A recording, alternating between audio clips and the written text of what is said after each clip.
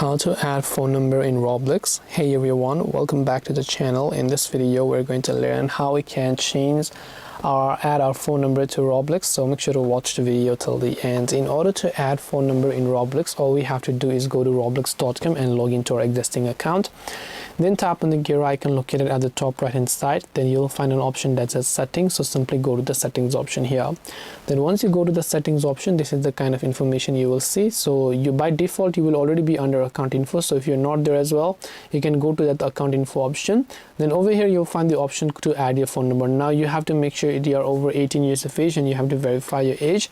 Then there you'll find the option to basically add your phone number, or you can also go to security here. Then you can turn into step verification with a phone number as well.